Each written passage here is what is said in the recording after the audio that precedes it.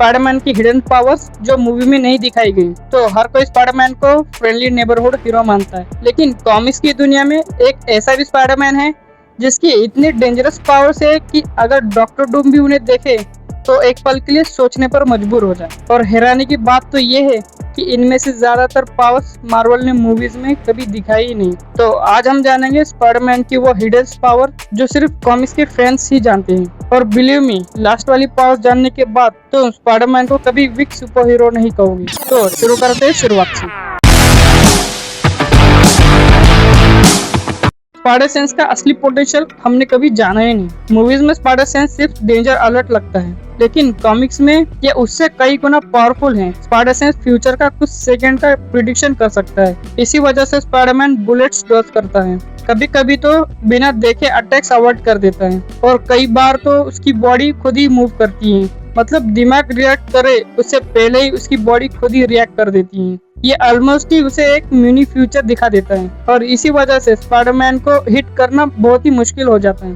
उसकी super strength movies देखकर लगता है कि स्पाइडरमैन स्ट्रांग है, लेकिन कॉमिक्स में उसकी स्ट्रेंथ का अलग ही लेवल है। वो कार्स उठाता है, बिल्डिंग्स के हेवी स्ट्रक्चर रोक लेता है, स्टील को बेंड कर देता है, और कई कॉमिक्स में तो हल्क जैसे लेवल कैरेक्टर्स को भी सरप्राइज कर दिया। पीटर अपनी स्ट्रेंथ को कंट्रोल करके रखता है, क्योंकि अगर उसने फुल पोटेंशियल से अपनी पावर्स इस्तेमाल कर लिया तो सामने वाला वहीं डेड हो जाएगा। और स्पाइडरमैन ऐसा किसी के साथ नहीं चाहता कि ऐसा हो जाए, जब वह जानता है कि सामने वाला भी एक ह्यूमन है। और पीटर कभी चाहता ही नहीं कि वो किसी की जान ले, वो बस उनको रोकने की कोशिश करता है। और मार्वल भी कभी कभी मूवीज में हमें हिंट दे देता है, इसलिए स्पाइडरमैन हमेशा अपनी एक्चुअल पावर्स को लिमिट करता है। उसका हीलिंग फैक्टर, स्पाइडरमैन के पास वुल्वरीन जैसा हीलिंग फैक्टर तो नहीं है, लेकिन नॉर्मल ह्यूमन से कई गुना फास्ट रिकवर कर लेता है। ब्रोकन बोन्स जल्दी हील कर देता है, डीप इंजरीज को भी कंपैरेटिवली फास्ट रिकवर कर लेता है। और यही वो कारण है जिसकी वजह से ही वो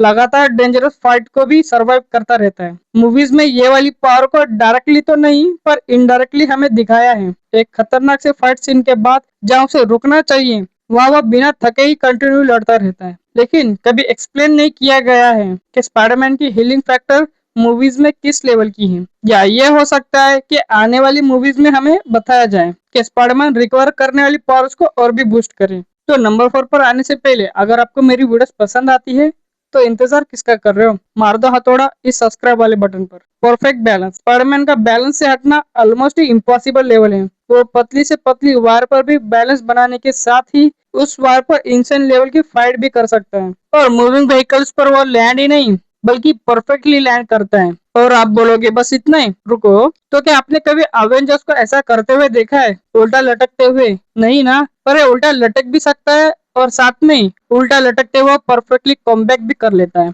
जिस तरह कोई सीधा नहीं लड़ सकता, लेकिन ये कोई प्रैक्टिस का खेल नहीं है, बल्कि ये स्पाइडरमैन की एक फिजियोलॉजी का ही नेचुरल पार्ट है। अब इनके बाद जो पावर्स आने वाली है वो तो आपको उन पावर्स का दीवाना ही बना देगी। और ये कोई बोलने की बात नहीं है, जब मैंने उन पावर्स को जाना था तो मैं भी सोच में बैठ गया कि मार्वल्स इन पावर्स को मूवीज में क्यों नहीं दिखा रहा है। वॉल क्रॉलिंग का सीक्रेट, क्या आपने कभी जाना है उसके वॉल पर क्रॉलिंग का सीक्रेट? तो सबको लगता है स्पाइडरमैन के हाथों में संक्शन कप्स होते हैं। रियलिटी थोड़ा अलग है। कॉमिक्स के अकॉर्डिंग उसकी बॉडी मॉलिक्यूलर लेवल पर सरफेस के एटम्स के साथ इंटरेक्ट करती है, और इसी वजह से वो सिर्फ वॉल्स पर ही नहीं, ग्लास, मेटल और तो अनयूजुअल सरफेस पर भी चिपक सकता है। ये साइंस फिक्शन एक्सप्लेनेशन मूवीज ने कभी प्रॉपर्ली बताया नहीं है। नाइट विजन और इनहैंस सेंस, स्पाइडरमैन की आई साइट, हियरिंग, स्मेल और रिफ्लेक्शन जो नॉर्मल ह्यूमन से बहुत बेटर है। कई कॉमिक्स में वो डार्कनेस में भी एनिमीज को डिटेक्ट कर लेता है, उससे कई दूर की आवाजों को भी बड़ी बारीकी से सुन सकता है, और इसके साथ ही टाइनी मोमेंट्स जैसे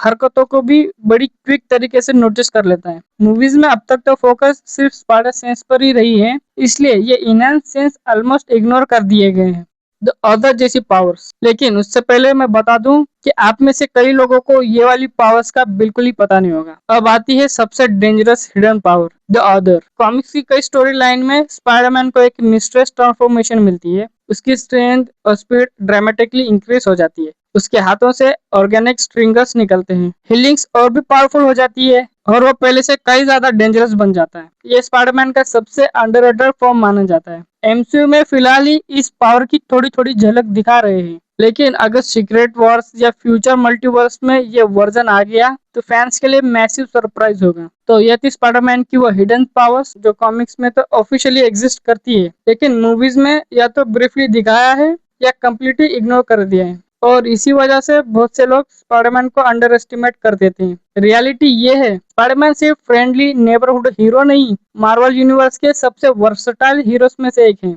आप कमेंट में बताओ इनमें से कौन सी हिडन पावर तुम एमसीयू में देखना चाहोगे। और अगर वीडियो पसंद आई हो तो लाइक जरूर करना और चैनल को सब्सक्राइब करना। तो मिलते हैं नेक्स्ट वीडियो में, तब तक के लिए बाय।